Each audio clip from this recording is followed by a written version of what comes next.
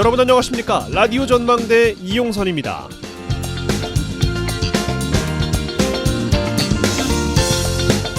오늘 국회에서 김영호 통일부 장관 후보자에 대한 인사청문회가 있었습니다.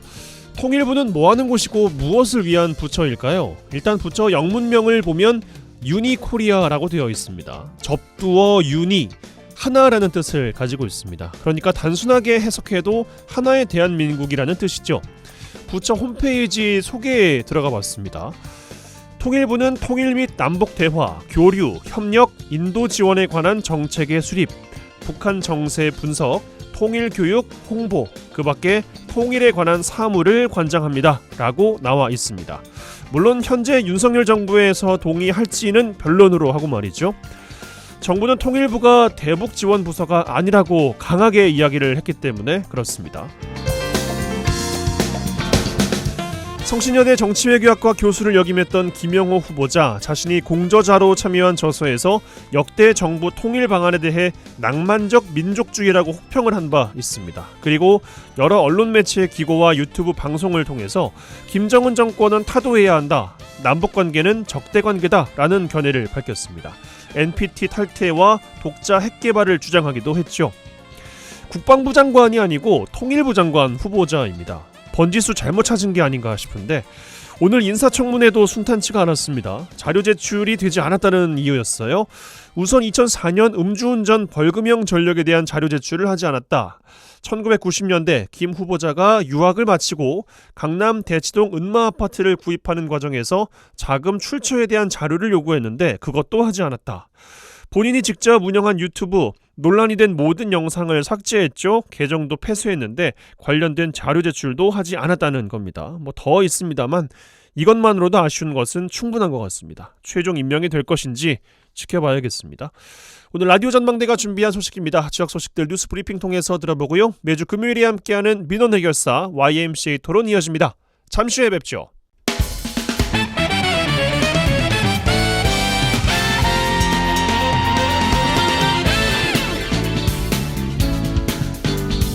네, 7월 21일 금요일입니다. 라디오 전망대 시작합니다. 먼저 우리 지역 뉴스 정리해보죠. 뉴스브리핑 GBS 뉴스의 차범준 편집장과 함께합니다. 전화 연결돼 있어요. 안녕하십니까?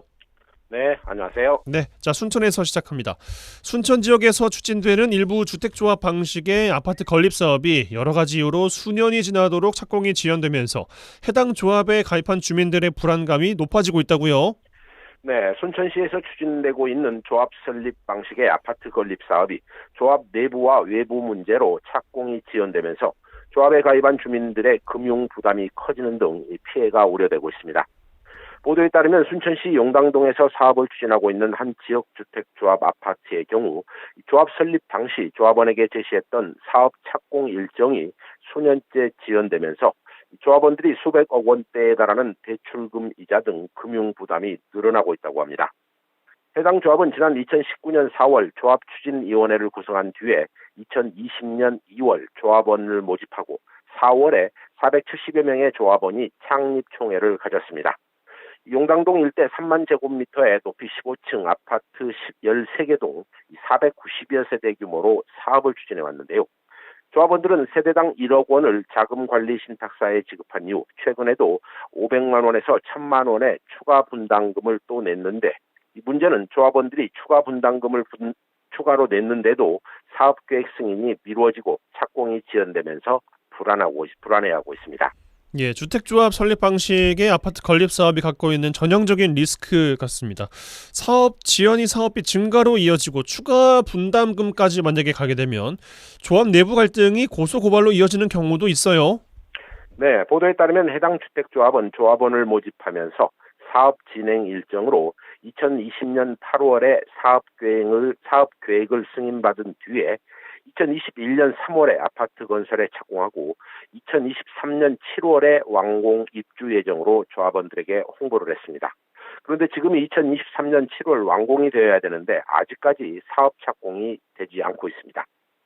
해당 주택조합 추진위원회는 지난해 7월에서야 순천시로부터 사업 승인을 받았는데 이 사업 승인 이후 현재까지 착공이 지연되고 있고 조합 측은 최근 조합 카페 등을 통해 올 9월에 착공한다는 내용을 공지했다고 합니다.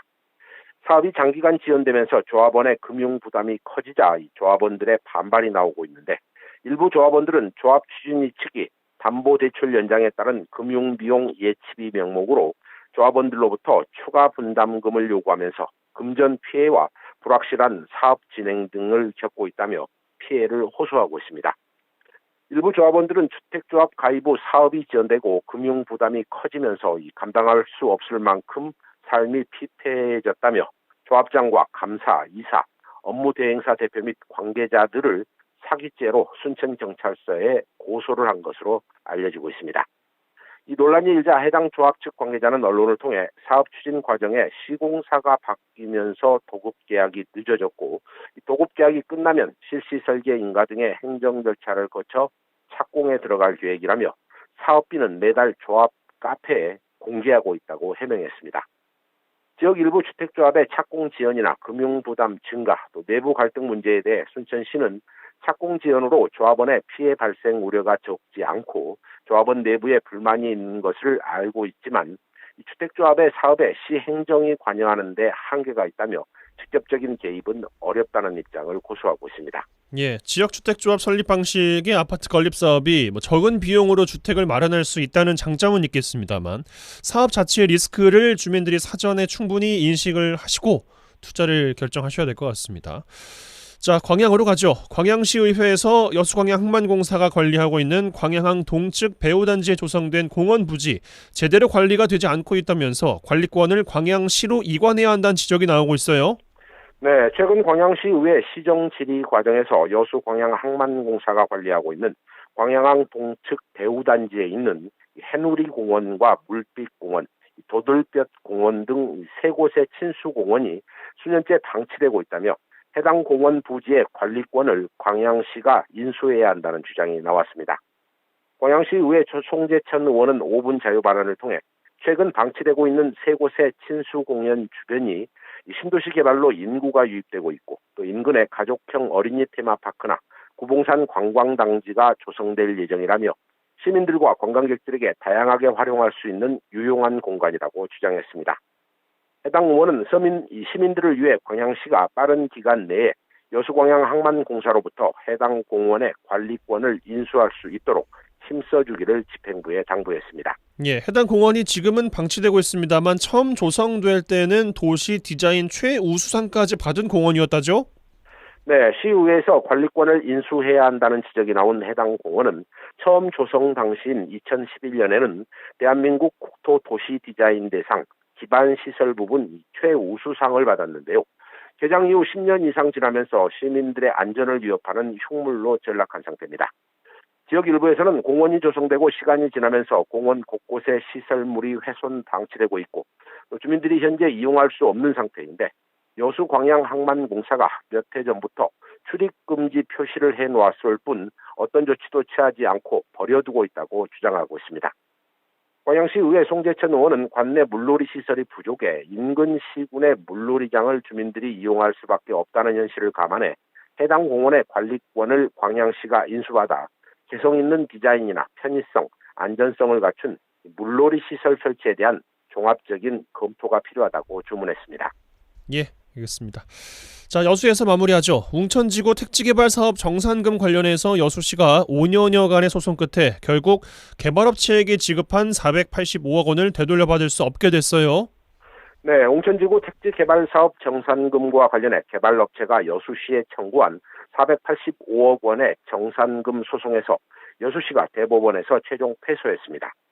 대법원은 지난 13일 열릴 웅천지구 택지개발사업 정산금 반항 소송에 대한 선고를 통해 양측이 각각 제기한 상고를 모두 기각했습니다. 대법원은 원심 판단에 잘못이 없다며 여수시와 개발업체가 각각 제기한 상고를 모두 기각하고 상고 비용 역시 각각 부담해야 한다고 선고했습니다.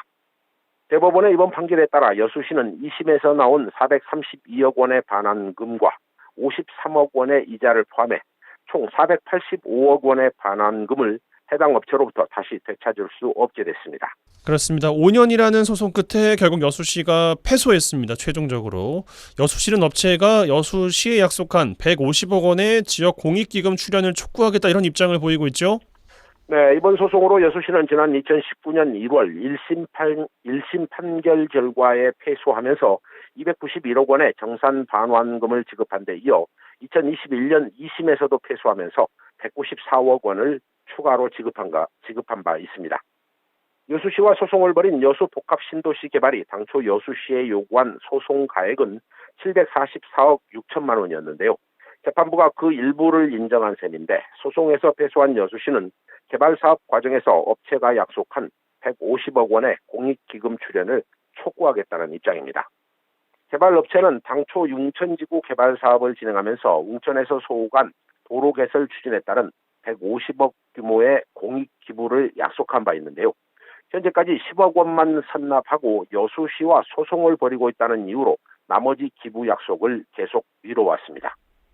이 소송만 하면 번번이 패소하고 막대한 비용에 손실을 입고 있는 여수시의 행정이 이제는 차라리 익숙해지는 느낌입니다. 그러게요. 그런 거 익숙해지면 안 될 텐데 소송에 걸린 시간도 있고 행정력 또 패소에 따른 예산 손실까지 참 가볍게 볼 것은 아닌 것 같습니다. 뉴스브리핑 GBS 뉴스의 차범준 편집국장과 함께했어요. 고맙습니다. 네, 고맙습니다.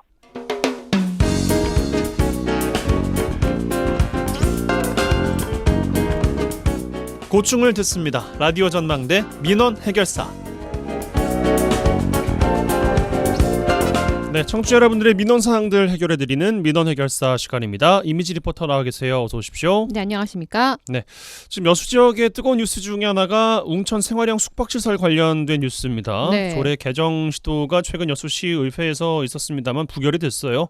입주민들께서 지난 18일부터 의회 앞 그리고 시청 앞에서 시위를 벌이고 있는데 오는 10월부터 시행되는 이행 강제금 부과 가능성이 높아지면서 지역에서도 이 용도 변경이 뜨거운 감자로 떠오르고 있어요. 네, 이 얼마 전 웅천 생숙 주민들이요 주민 발의로 추진한 여수시 주차장 조례 개정안이 있습니다.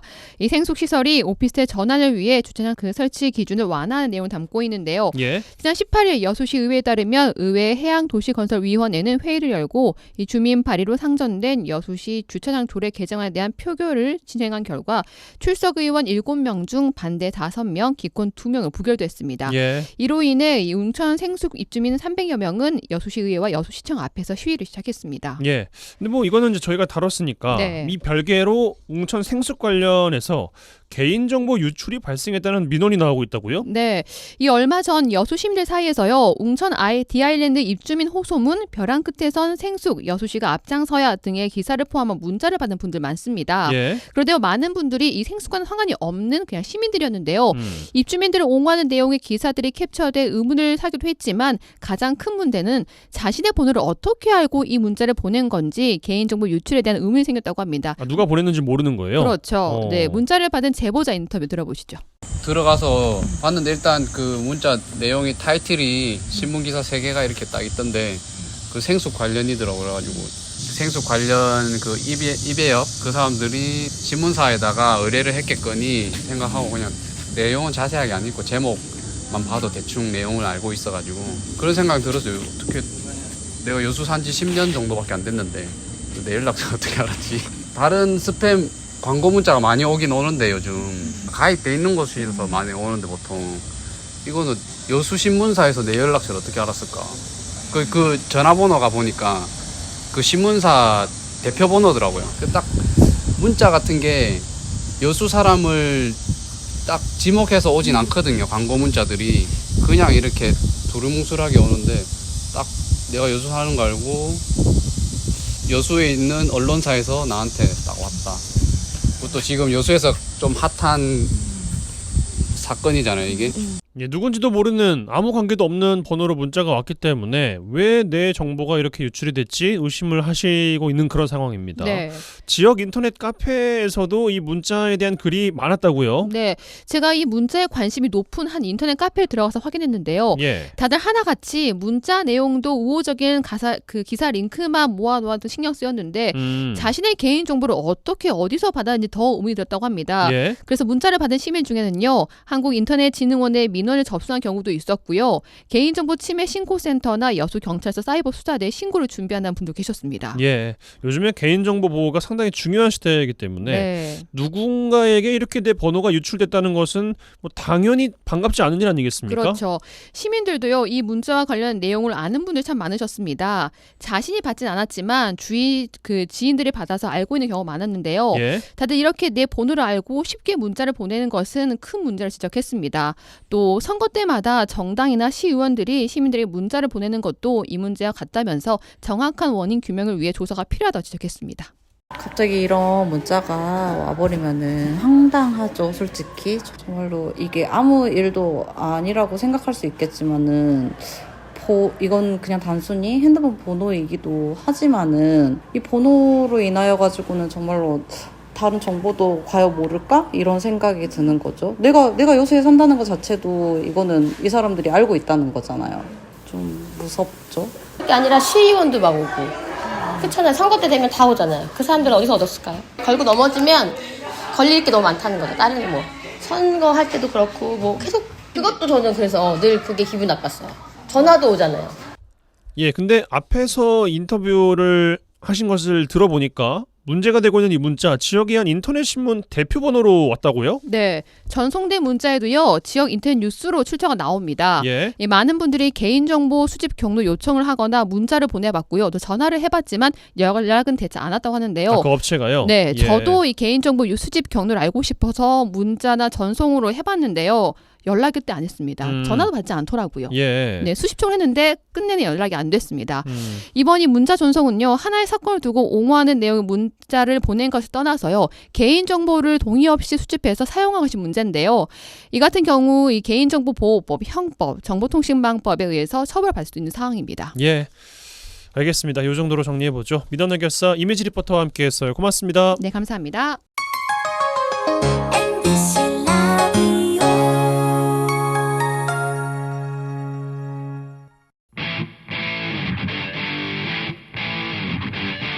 젊고 당찬 시사 생활밀착 뉴스 이용선의 라디오 전망대.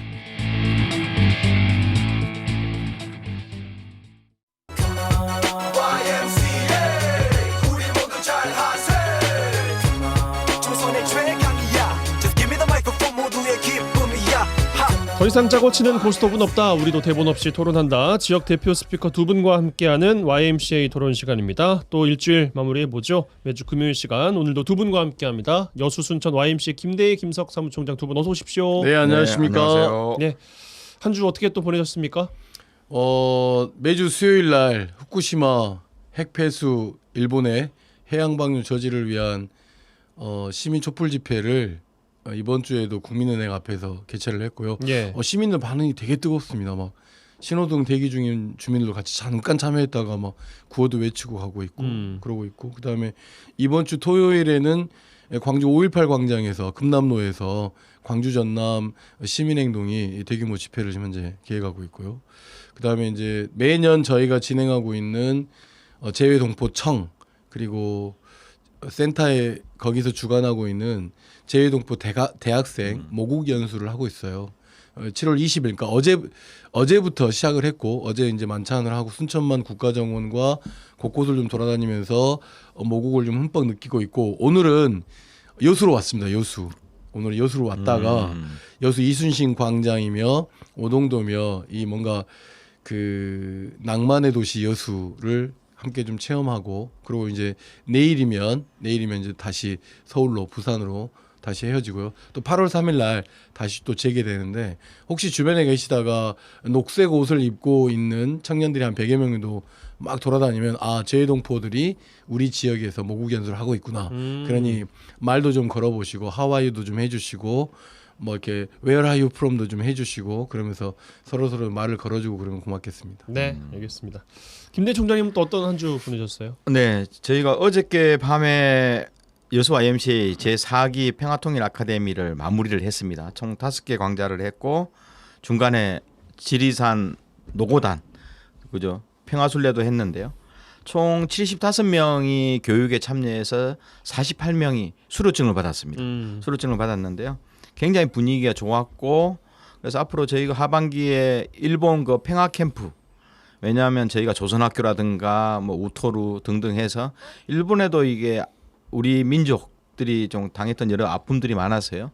그 평화 캠프를 갈 예정이고, 다음 주가 7월 27일이 한국 전쟁 그 휴전 협정이 일어난 지 70주년이 되는 날이 7월 27일 목요일인데요. 아침 8시에 여수시청에서 전국에서 모인 청소년들 100명이 임진각까지 580km를 자전거로 국토순례를 하는 발대식을 와. 7월 27일 목요일 아침 8시 여수시청에서 시작합니다. 남도의 끝자락에서 파주 임진각까지 자전거 타고요? 네. 와. 580km니까 하루에 보통 한 100km 정도 달립니다. 달리는데 어떻든 다 중고등학생들이라서요. 안전에 유의하면서 가지만 어떻든 아예 우리 청소년들이 한반도의 평화와 또 통일을 희망하는 그런 열정을 담아서 전국을 달리게 되는데요.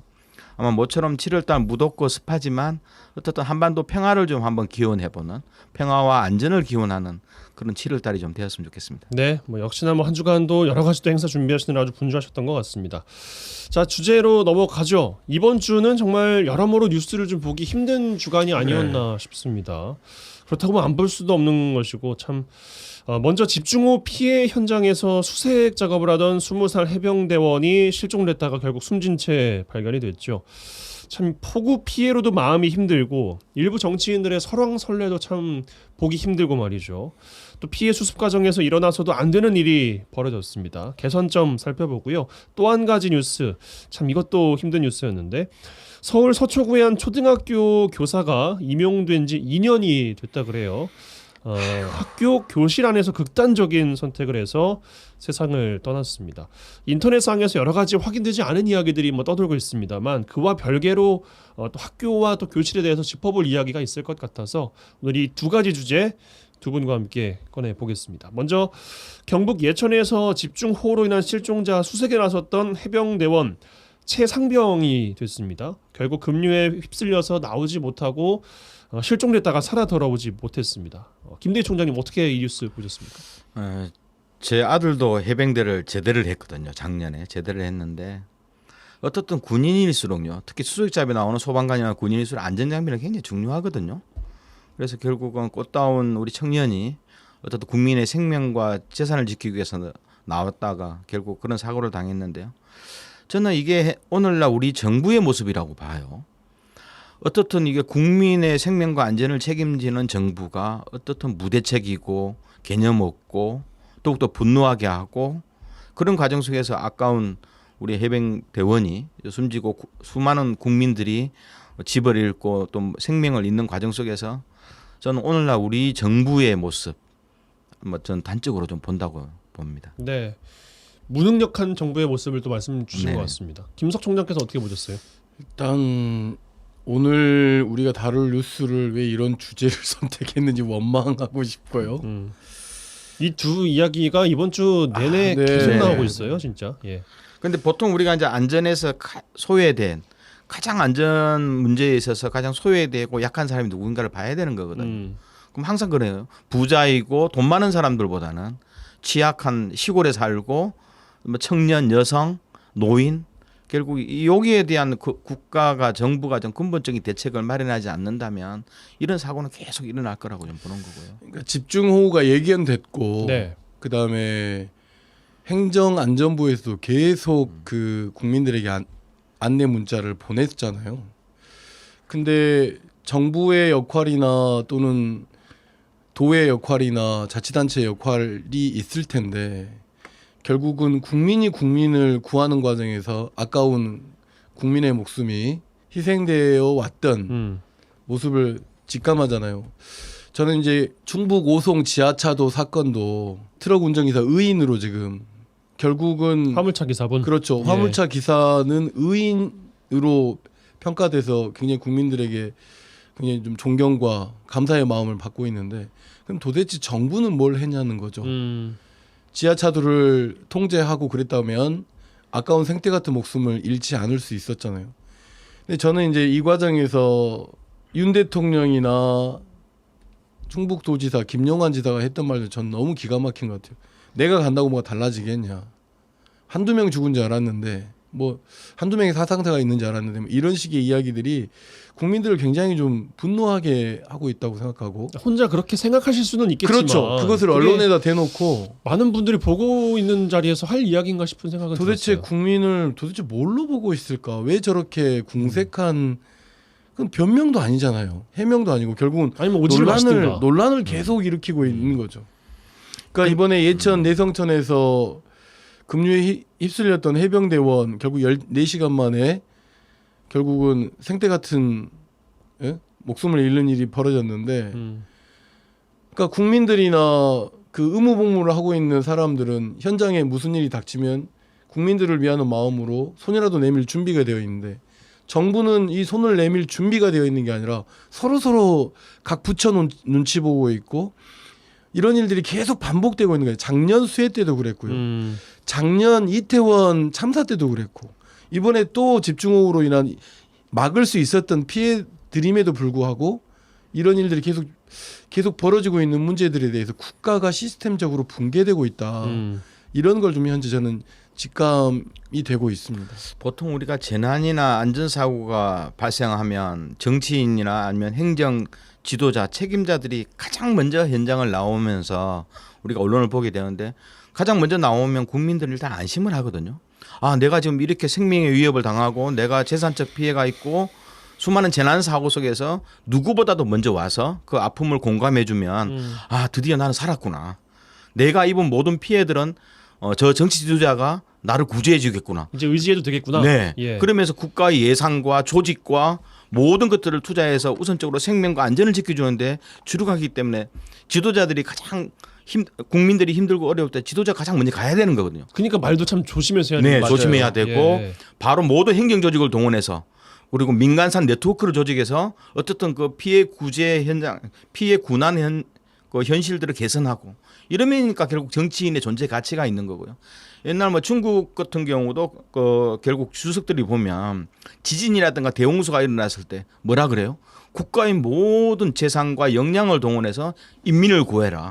인민을 구하는 것은 무엇보다 우선되는 거고 오히려 내가 죽어도 된다. 우리가 죽어도 된다. 단 인민만큼 살려야 된다. 이게 공감의식 아니에요. 그럴 때 우리가 지도자를 믿고 따르게 되는 거고 아 드디어 나의 생명과 안전은 저분들한테 의지해도 되겠구나 하는 이것이 바로 이제 국민이 재난에 처했을 때 그 재난을 이겨나가는 힘이 되는 거고요. 용기가 되는 건데 현재 우리나라는 이 재난 안전사고 특히 자연재해 속에서 이런 모습들이 전혀 없어버리는 것이 너무 안타까운 거예요. 저는 이제 여기서 그런 생각을 한번 해보거든요. 네.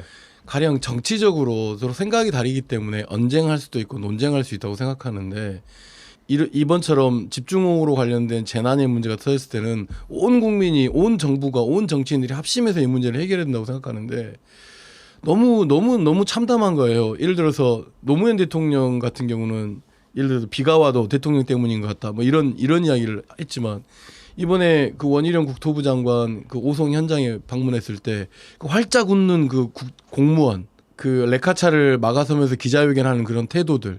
그다음 대통령의 거기 나토 순방 끝나고 나서 바로 우리나라로 오지 않고 우크라이나를 떠나면서 내가 간다고 어떤 문제가 해결되느냐. 김영환 도지사의 그 정말 철없고 정말 말도 안 되는 논란의 발언들 이게 국민들을 더 분노하게 하고 이 분노는 결국은 정부를 신뢰할 수 없는 조건으로 만들게 되는 거잖아요.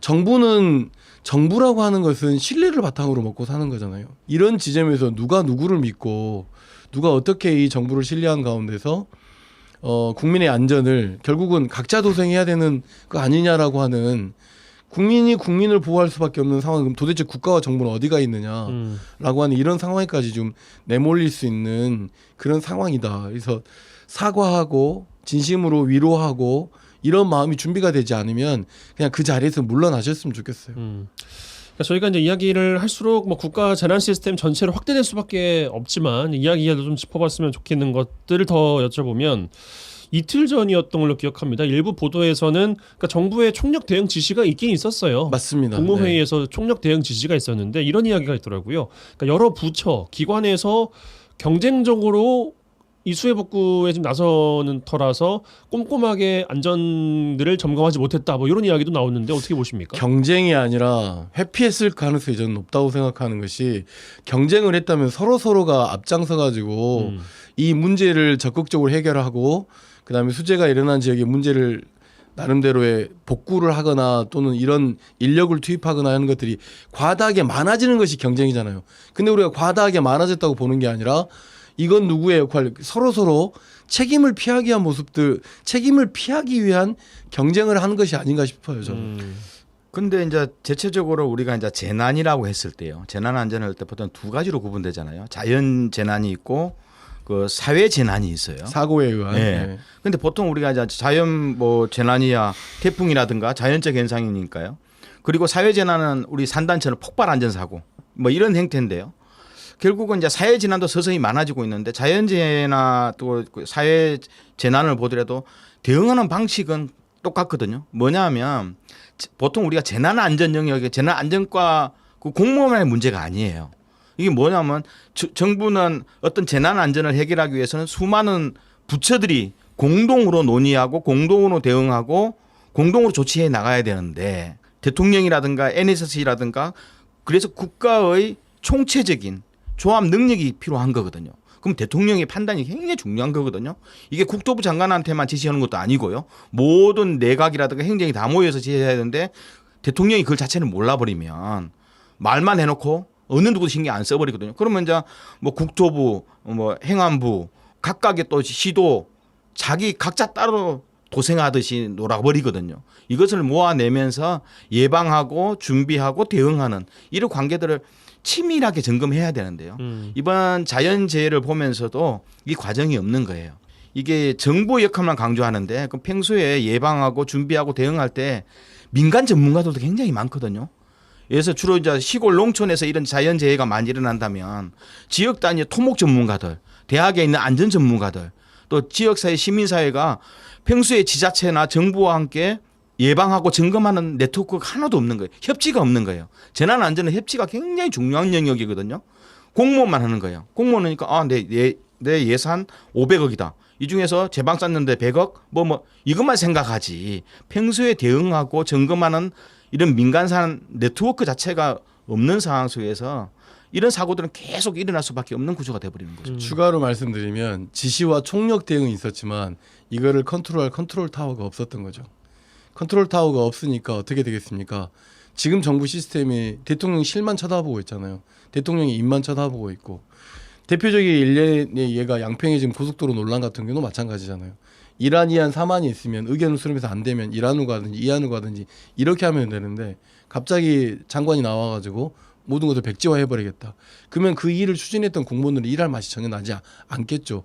그러니까 뭔가 지시와 총력, 그러니까 본인들이 가지고 있는 위임된 권력에 대한 권한과 이런 것들만 강조한 가운데서 이걸 책임져야 된다라고 하는 것에 대한 그 책임성이 굉장히 부족하다 보니까 컨트롤 타워, 그러니까 자기가 지시하면 된다고 생각하는 것 같아요. 컨트롤 타워가 없고 우리나라 굉장히 매뉴얼을 굉장히 중요시하는 나라고 이미 매뉴얼이 다 있을 거라고요. 비상안전 문제가 생겼을 때 컨트롤을 어떻게 두고 돈은 어떻게 하고 자치단체는 어떻게 하고 방금 김대희 총장이 이야기한 것처럼 그 주변에 있는 의용 소방대는 어떻게 하고 새마을은 어떻게 하고 통장들은 어떻게 하고 이런 것들이 코로나19 시국에 아주 철저하게 나름대로 이 문제를 대비하기 위한 매뉴얼들이 만들어졌을 텐데 이 매뉴얼들이 저는 철저하게 무시됐다고 생각합니다. 그러면은 전 국가적 안전 매뉴얼은 있는데 그것을 제대로 이행하지 않은 것이 문제인 거예요? 우리가 재난과 이런 내용들을 한두 번 겪었던 것도 아니고 예. 일단은 국민의 안전을 최우선으로 하는 거고 피해를 최소화하는 것이잖아요. 서울시도 마찬가지고 뭐 우미산 산사태 사건도 마찬가지. 그 이후에 나름대로 중요한 안전 매뉴얼들이 만들어졌었고 한때는 안전 대한민국에 대한 요소들이 굉장히 많은 가운데서 그 나름대로 그 안전청도 재난 안전과도 만들어지고 막 이랬기 때문에 그 일괄에 대한 시스템들이 이미 존재하고 이 총괄적인 매뉴얼들이 있었을 거라고 보시는데 이것이 어떻게 움직여야 되는지 움직여야 하는지에 대한 이 핸들을 쥐고 있는 사람이 어떻게 해야 되는지를 모르고 있는 것이라고 저는 생각해요. 근데 이제 문제는 우리가 뭐 예서 법적으로 재난안전기본법이 있어요. 정부나 지자체의 재난안전 문제에 총체적으로 대응하는 기본법이 있는데요. 시행령도 있고 여기에 따른 조례도 있는데 제가 보기에는 가장 중요한 내용. 그러면 자연재해나 사회재난이 계속 왜 반복되는 이유가 뭘까? 여수산도 폭발 사고가 일어나는데 계속 동종의 사건들이 계속 2, 3년 단위로 일어나잖아요. 그러면 결국은 이거 예방하고 준비하고 대응하는 관계 속에서 공무원한테만 맡겨버리는 거예요. 그리고 틀림없이 윤석열 정부는 아마 다음 주 되면 이번 자연재해 속에서 공무원들 징계가 나올 거예요. 벌써부터 나오고 네, 벌써 나오는데 징계할 사항이 아닌 거거든요. 아까 말씀하신 것처럼 무엇이 잘못됐는지 점검해보고요. 다시는 일이 일어나지 않도록 매뉴얼을 점검해보고 안 된 이유에 대해서 공개적으로 복귀해보고 다양한 민간 전문가들 참석해서 원인을 대응하고 그리고 앞으로 이제 우리가 예방이라 그러는데 어떤 취약지구나 자연재해가 일어났을 때 보통 우리가 시장이나 도지사님이 현장을 가보잖아요. 그럼 이때 다양한 전문가들이 가서 갔다 온 내용을 공무원들하고 복기를 해봐야 되는 거예요. 그리고 비상대응, 현지 주민들이 또 가장 위험한 내용을 알거든요. 이런 내용을 들어서 거기에 우선적으로 예산을 배치하고 그리고 대피하고 훈련하는 것도 필요하거든요. 이런 사고가 있을 때 국민들을 어떻게 피하고 공무원은 어떻게 대응하고 사전에 우리 도상연습이라 그러죠. 사전 예행 연습도 해보고 그리고 피해가 발생했을 때 신속하게 우리가 리턴, 복귀하는 거 있죠. 그럼 정상으로 어떻게 빨리 복귀할 것인지 이런 것들이 치밀한 사전 준비 과정 그리고 사고가 발생했을 때 결국은 그 위험 요소를 평소에 어떻게 관리해야 될지 이런 내용들이 예방하고 준비하고 대응하는 과정들이 공개적으로 이루어지고 점검해보고 이런 과정들이 없는 그것이 좀 너무 안타깝다. 이게 재난 문제 좀 한 가지만 더 얘기해요. 우리가 대형 콘서트를 한다고 쳐요. 대형 콘서트를 한다고 하면 민관이 합동으로 대책회의를 하잖아요. 교통을 어떻게 하고 사람들을 어떻게 동선을 이동시키고 이런 일들이 여름철이면 장마철에 가장 먼저 나오는 게 태풍 피해, 그다음에 집중호우에 대한 피해들이고 기후변화로 인해서 이게 예측하기 어렵다라고 하는 것을 이미 오래전부터 알고 있기 때문에 대책회의들이 있었을 것이라고 봐요. 근데 대책회의는 있었지만 막상 상황이 터졌을 때 이 상황을 긴급하게 움직이는 데 있어서 필요한 그 컨트롤 타워가 부재했던 것은 확실하다. 알겠습니다. 총괄 책임자 컨트롤 타워 이야기가 계속 나오는 것 같습니다. 여기로 좀 의견이 좀 수렴이 될 것 같고 그렇습니다. 이야기 나눌 주제가 한 가지가 더 있기 때문에 이 이야기는 이 정도로 하겠습니다. 두 번째 뉴스. 서울 지역 서초구의 초등학교가 논란입니다. 서초구 서희초등학교에서 앞서 말씀드린 것처럼 안타까운 사건이 발생했는데 임용 2년 차의 1학년 담임 선생님이 본인 교실에서 극단적인 선택을 해서 세상을 떠났습니다. 이 뉴스는 어떻게 보셨는지 김대희 총장께 먼저 드리겠습니다. 저는 이제 학교의 존재가 뭘까를 보는 거거든요. 왜 공교육이 그리고 사교육이든 떠나서 일단 학교의 존재는 뭘까? 아이들한테 최소한 사회를 살아가는 데 있어서 최소한의 지식을 가르치고요. 상식을 가르치는 게 굉장히 중요하거든요. 그래서 과목별 전문 지식이 있잖아요. 두 번째로는 공동체에서 사회인으로서 살아가는 인성과 도덕심을 같이 집단적으로 같이 배우는 공간인데요. 근데 이건 학교에서 선생님만 혼자 할 수 없어요. 상당한 부분을 가정이 해줘야 되거든요.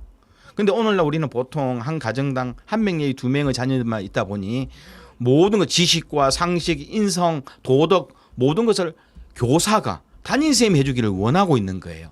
담임선생님은 곧 신이어야 되는 거거든요. 절대적으로 신처럼 이렇게 생각하는데 교사도 인간이거든요.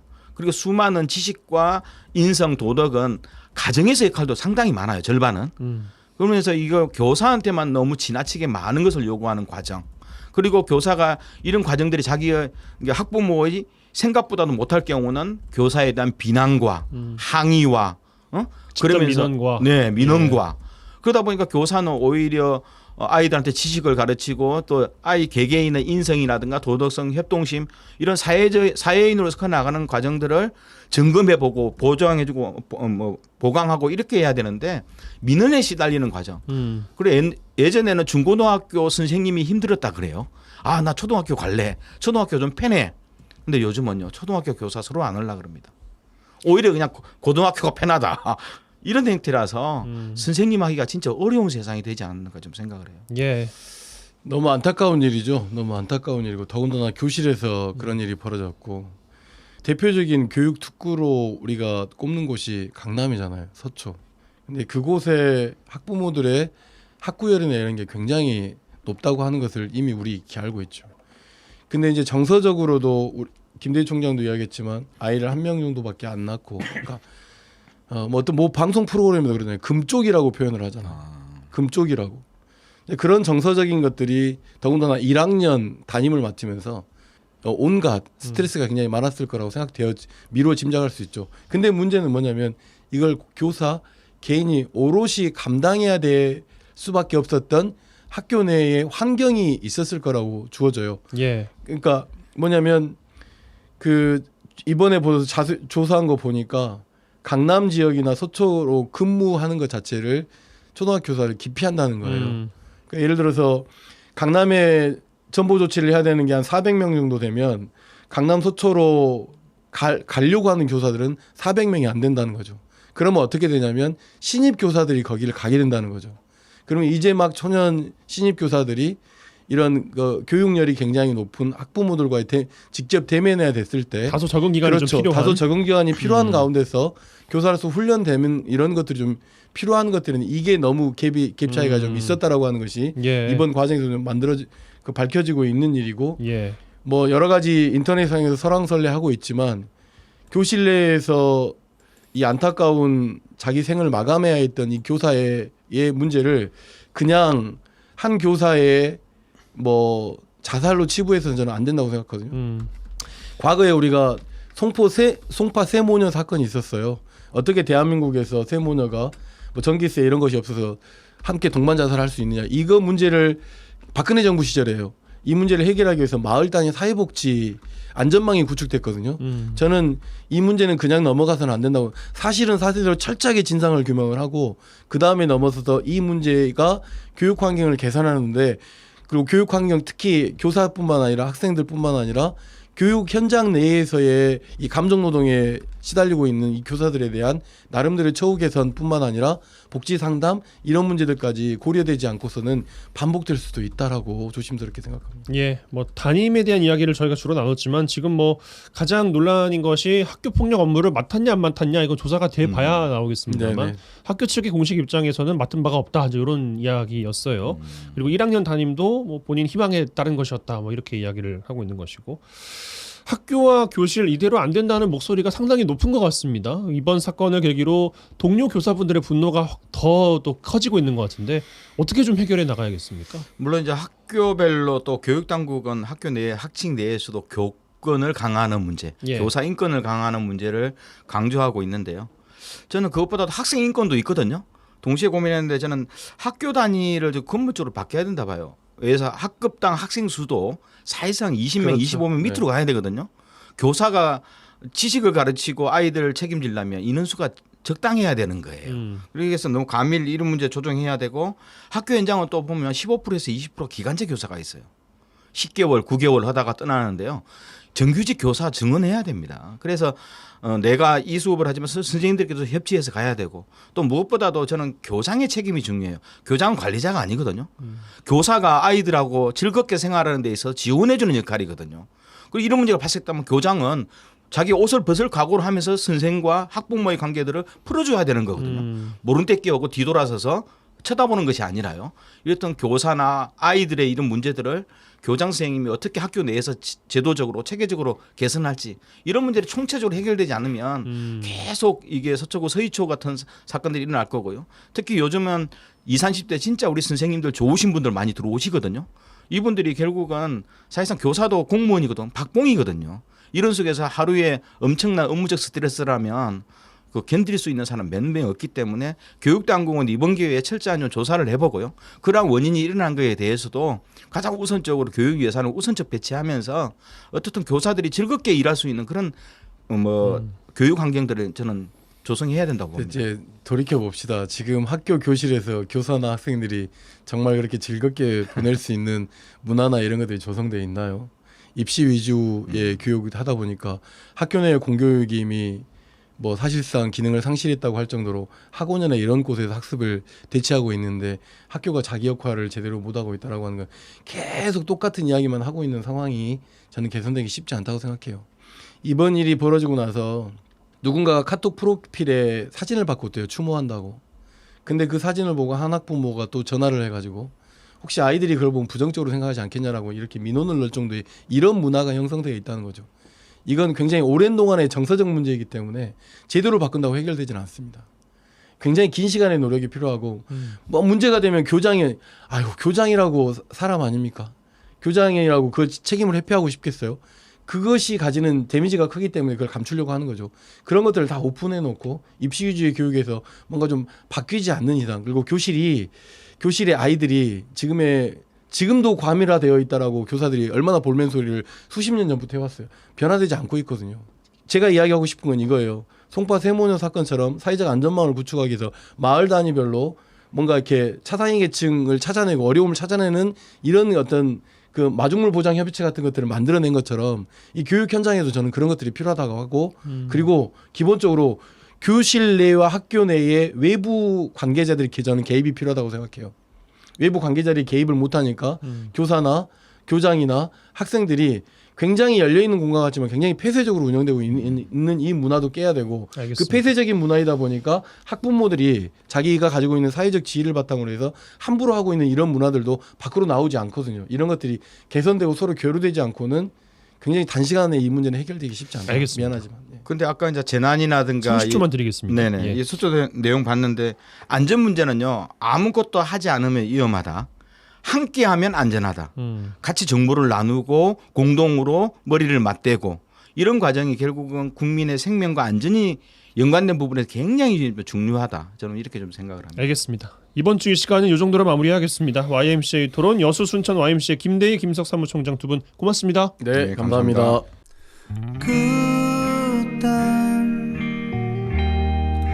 난 어떤 마음이었기에. 네, 7월 21일 금요일 라디오 전망대 오늘 준비한 소식은 여기까지입니다. 오늘도 이번 주도 고생 정말 많으셨습니다. 참 여러 가지 힘든 뉴스들로 더 지치고 맥바시고 힘든 한 주가 아니었나 생각이 들어요.